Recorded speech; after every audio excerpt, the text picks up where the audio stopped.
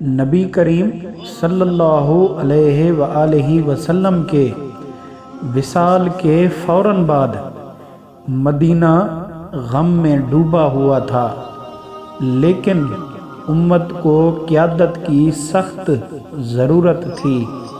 اگر آج فیصلہ نہ ہوا تو مسلمان مختلف گروہوں میں بٹ سکتے تھے۔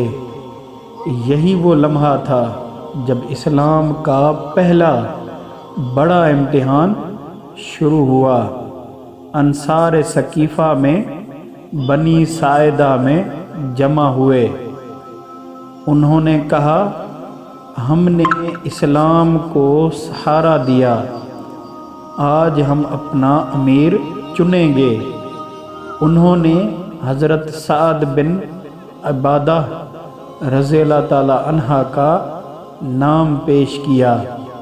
جب حضرت عمر رضی اللہ تعالی عنہ کو خبر ملی، وہ تیزی سے حضرت ابو بکر رضی اللہ تعالی عنہ اور ابو عبیدہ رضی اللہ تعالی عنہ کو لے کر ثقیفہ پہنچے۔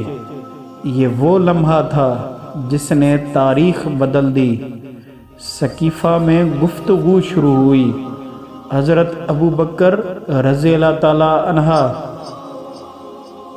نے فرمایا، انصار ہمارے ساتھی ہیں، لیکن قیادت قریش کو ہونی چاہیے۔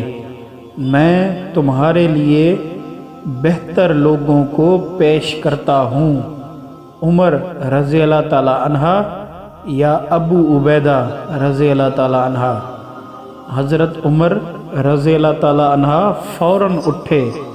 انہوں نے ابو بکر رضی اللہ تعالی عنہ کا ہاتھ پکڑا اور کہا، اے ابو بکر، آپ سے بہتر کوئی نہیں، اور سب سے پہلے بیعت کر لی۔ پہلے مہاجرین، پھر انصار، اور اگلے دن پوری امت نے مسجد میں بیعت کی۔ یوں اسلام کی پہلی خلافت قائم ہوئی۔ خلیفہ بنتے ہی ابو بکر رضی اللہ تعالی عنہ نے فرمایا، اگر میں اچھا چلوں تو میری مدد کرنا، اور اگر غلطی کروں تو مجھے درست کرنا۔ یہ وہ خطبہ تھا جس نے امت کو مضبوط کر دیا۔ یہ وہ دن تھا جب امت ایک ہو گئی۔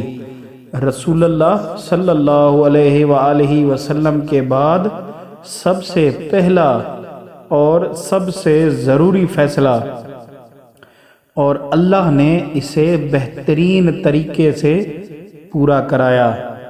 مزید ایسی اسلامی کہانیوں کے لیے ہمارا چینل سبسکرائب کر کے بیل آئیکن دبا دیں تاکہ ہمارے آنے والی ویڈیوز آپ دیکھ سکیں۔ شکریہ۔